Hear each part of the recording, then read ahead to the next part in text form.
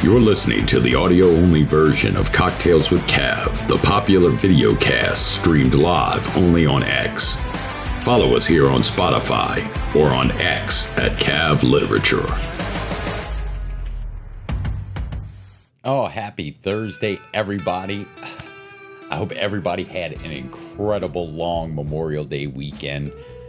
Remember what we celebrated for, that's for sure. Never forget, pay tribute to our great men and women throughout the ages that have given the ultimate sacrifice that enabled us to have our grilling and our cocktail and our 3-day weekend. So really paying tribute, but I hope everybody had a great Memorial Day weekend. I know I sure did. Oh, I tell you what, great show tonight. You're going to want to stick around. Another great show brought to you by one of our sponsors, Provaco Publishing and Publicity out of London, England. Just a great outfit. So appreciate their sponsorship. Going to be a great show. A little bit of quick housekeeping. Please check the links in the description. Please consider supporting the show. Cheap cup of coffee, all it takes at our Buy Me a Coffee link. We'd certainly appreciate it. And check out our merch page, new and improved. Oh, we found a great new drop shipper. I tell you what, it's higher quality, cheaper, better shipping price, but just some great goods. Our t-shirts have like 9 colors now, and we even have this sexy new ladies tank top. You're gonna want to check it out. So check out the merch link as well. Well, I hope everybody has a cocktail. I'm on my Mick Ultra, trying to get summer ready for the sailboat, get my girlish figure back. But hope you got a good cocktail and can join us tonight and help me welcome to the stage the incredible author from England, Nigel Stewart. Oh, Nigel, my friend, how are you doing? I'm so glad you could finally make it on the Cocktails with Cav show, bud. How are you? It's great to be here, and thank you for inviting me. I'm looking forward to it.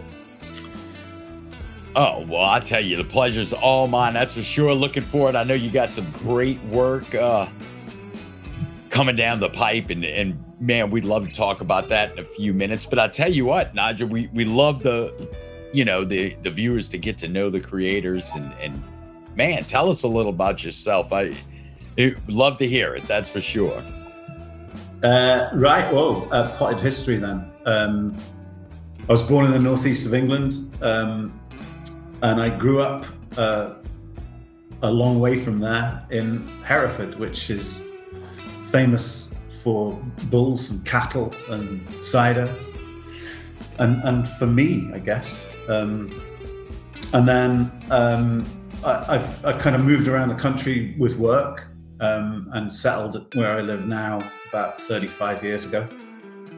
And I live in the northwest of England, as we were just saying, nearest cities that people have probably heard of, Manchester and Liverpool, but my hometown is called Kirkham.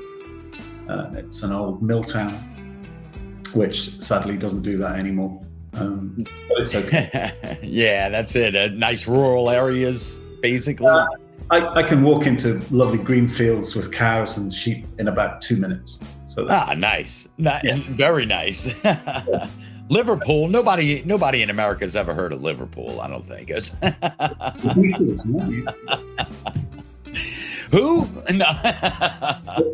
I that's just the easy reference point I find, because I have a day job and I spend a lot of time working with American colleagues, and that's what I tend to use as the kind of default. That's the nearest place. Yeah. Oh, you have to work with Yanks a lot? What kind of work do you do? I work in the IT sector, and specifically in contract management. So, and the company's American owned. So, I spend a lot of time talking with you guys. I imagine so. Well, what got you into writing? I know you've been at it a while. Yeah, I think all through my teen years, and really from the age of about 9, music was my main kind of creative driver. I learned the piano as a kid. I sang in a cathedral choir, played the trumpet. And then by the time I was 15, 16, I just wanted to be in a band, and I played keyboard in a band, and we wrote our own songs. And I think, although they weren't great, I think writing lyrics for that music was the first real kind of use of creative, use of using words creatively. And I think that carried on right through my 20s. And during that time, I started work, and I started to do a lot of work with written stuff, whether it was like policy documents. I was constantly writing. I was constantly using words, constantly getting used to the idea that you had to convey a message succinctly. And I think one of the other things that I'd throw in as well is that I'm not that young, and when I first left home, we didn't have phones, we didn't have email, we didn't have the internet. So you don't look that old to be before Alexander Graham Bell. Oh, you meant cell phones. I'm sorry. No, I'm quite serious in a way. I mean, we houses often that students lived in didn't have phones. Right. So when everybody went off to university and I went off to work, we kept in touch by writing letters to each other. And I think that's the point I was going to make, is that was quite important, because you were expressing a lot of things about what you were feeling and what you were doing to people that you knew really well from school. But now, you maybe saw them twice a year. So I think that was really important. It might seem like nothing, but I think it was a big thing. And I think that it's definitely lost art. Yeah, I think so. And we're talking to each other on machines, but I think sitting down and handwriting anything these days is hard work. Right. Yeah. Well, when did you start churning out, literature? Well, I think that came when I had a change of home, and I found that I didn't like the music scene because it was all covers bands, and I didn't want to play in a covers band.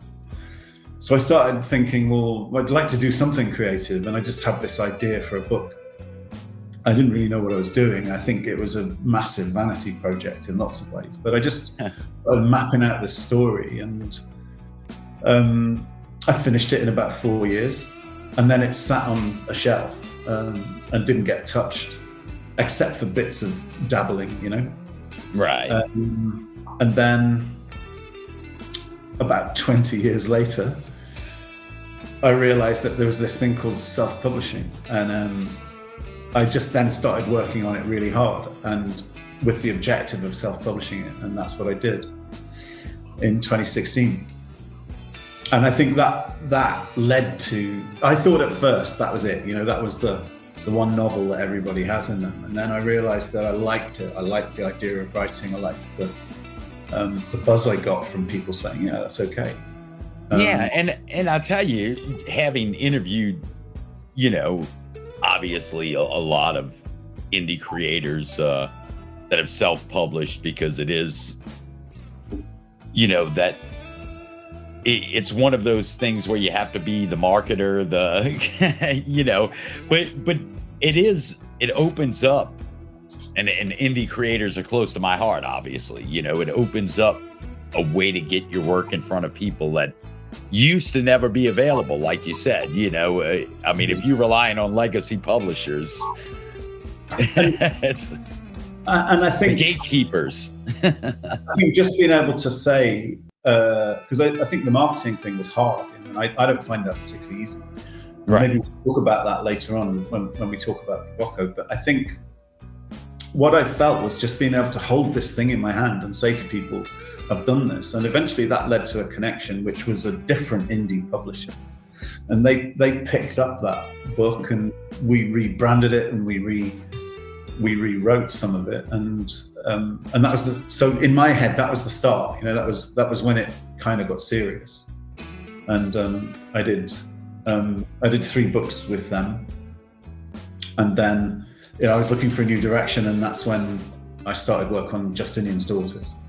Oh, I got you. Yeah. And I tell you, yeah, I think one of those things for creators is, like you said, holding this thing in your hand. It's a baby, isn't it? It's a baby. Honestly, I'll never forget that I got some proof copies from, it was the Amazon it was called Create Space, I think. It was their self-publishing tool, and I got a proof copy because I did it all myself. I just did it all the line setting and all the font and all that sort of stuff. And I thought it was perfect. At least it looked it on screen. And this book fell through the door, and I looked at it, had a name on it. And I just thought, that's it, I've done it. And I opened it, and it was dreadful. It was just shocking. And you're just never prepared for the difference between how something looks on screen than it does in a book. It's not even the same as when it's printed on A4 paper, Right. Well, it's something though, and it's definitely the art of self-publishing has definitely come a long way.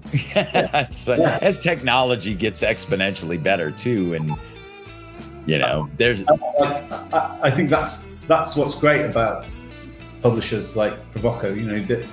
They're kind of taking all that pain away from me, and I like that because I got a day job. So I think whilst I would happily go back to self-publishing, I'd rather work with other creatives, and I think right. And well, tell us about your relationship with Provoco, because like I've as I interview authors that have an association with Provoco as an indie publisher that gives that support, nothing but glowing reviews, obviously, and so tell us a little about your relationship and how you got involved. And I'd finished Justinian's Daughters, and I knew it was really different from what I'd done before.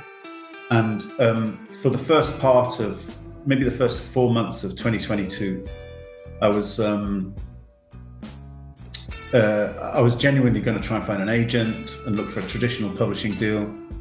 And I entered it into some prizes, and it all felt like it was, a bit of a going nowhere.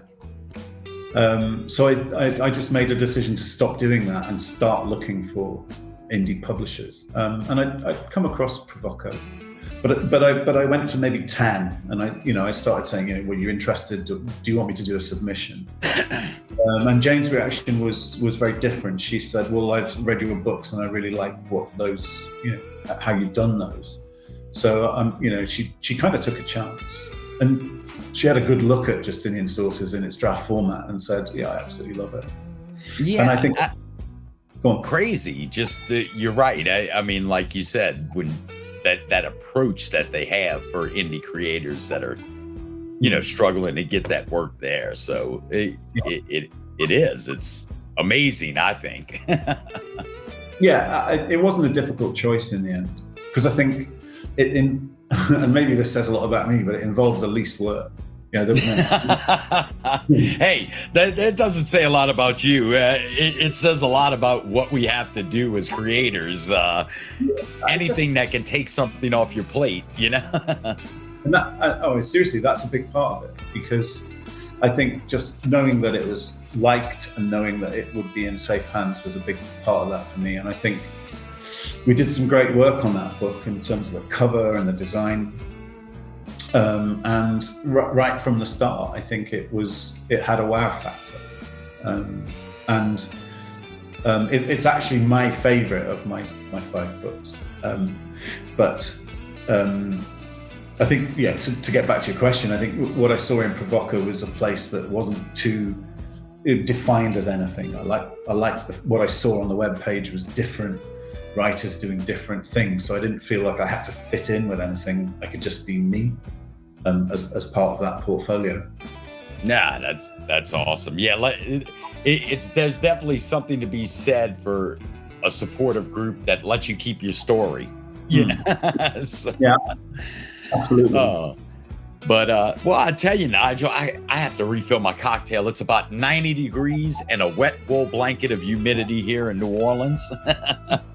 But when we come back, man, please we'll take a little brief break. Sure. We'll come back and, man, let's tear into your work and some of the projects you got going on. Love to talk about it. Yeah, I look forward to it too. See you in a bit. Bye.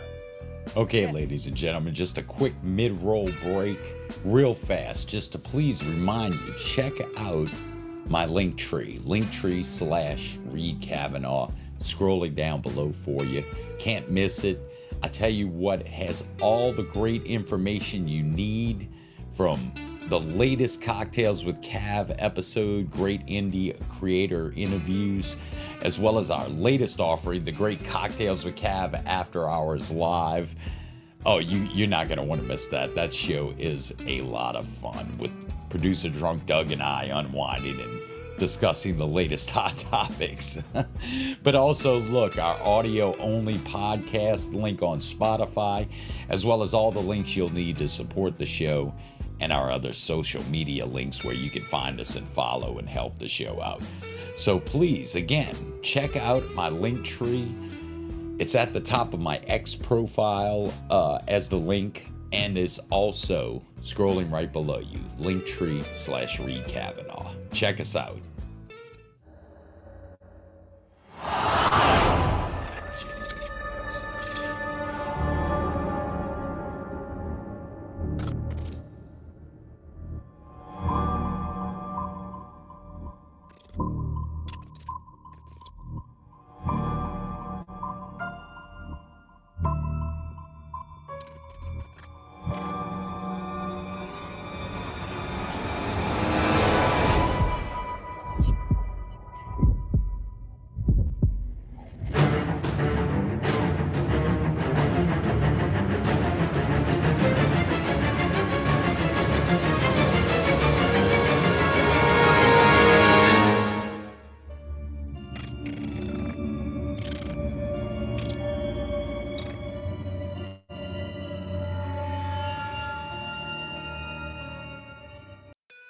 Wow, that's a pretty good trailer there. It's amazing. Oh, well, thanks for hanging with me. I got refilled. We got to see your trailer for the book you began talking about just before the break. I tell you what, just Justinian's Daughters. Why don't you tell us a little about it?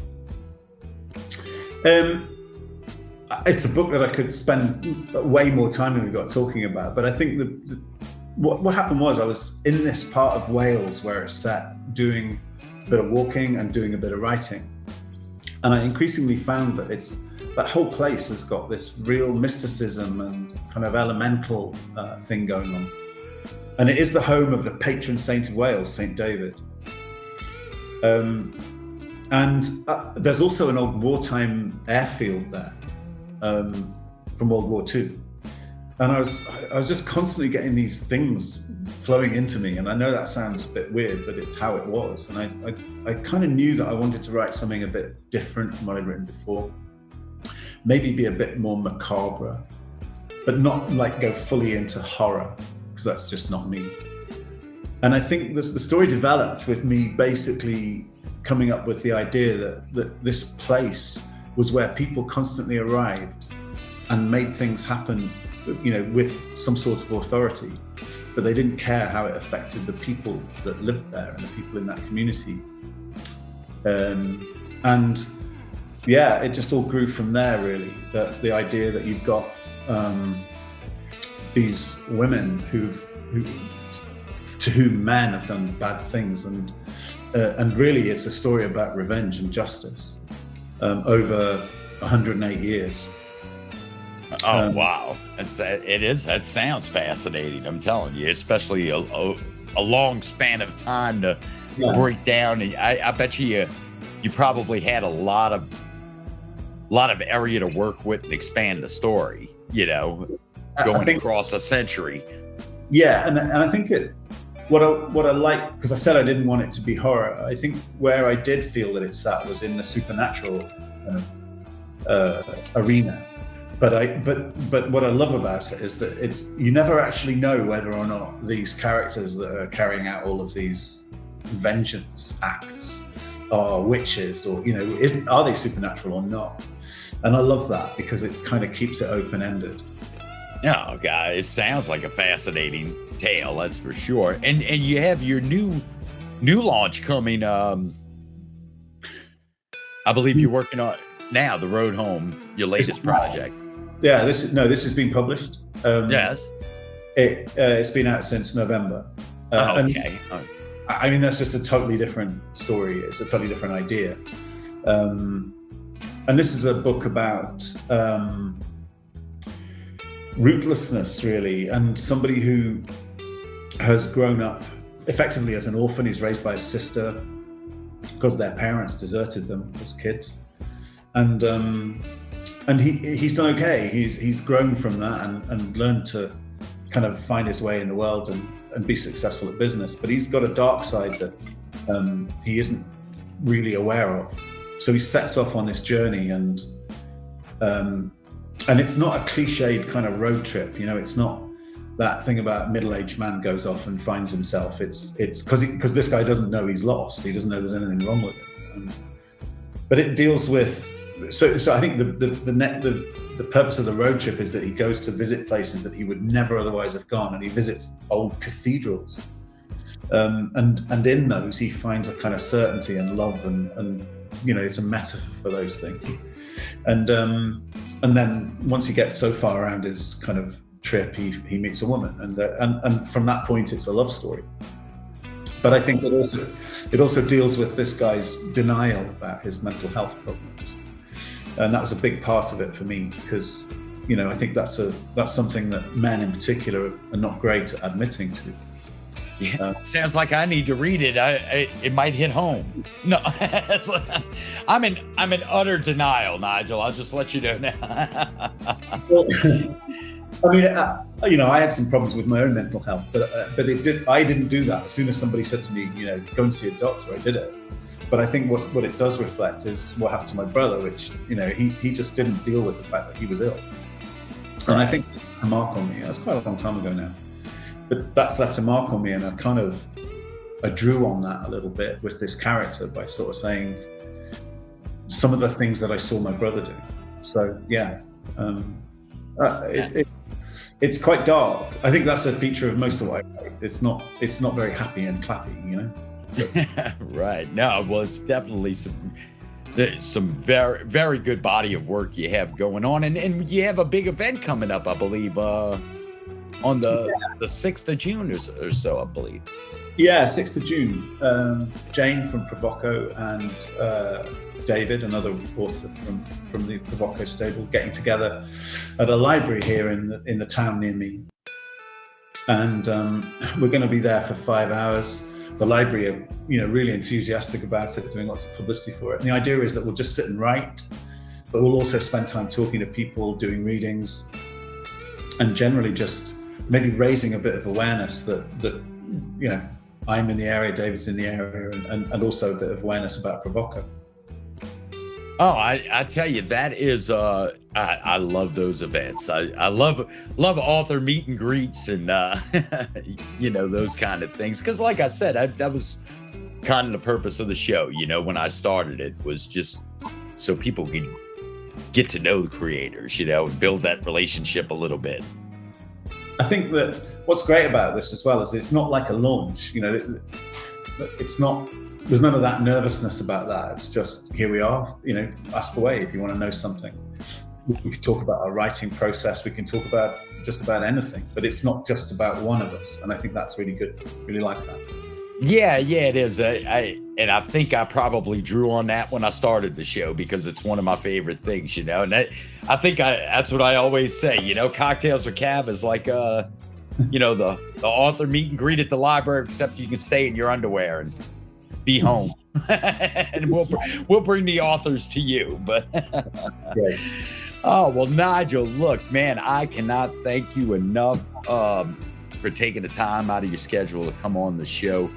Share a little bit of your background and your great body of work with us. And yeah, if you want to tell everybody your screen name on X, you know, get you some follows out of this, buddy. It's at me, Nigel Stewart. Can I put it into chat? No, that won't work, will it?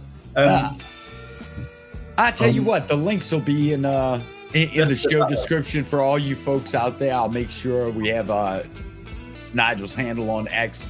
Please give him a follow. He's been a great guy to get to know and chat with. Great author.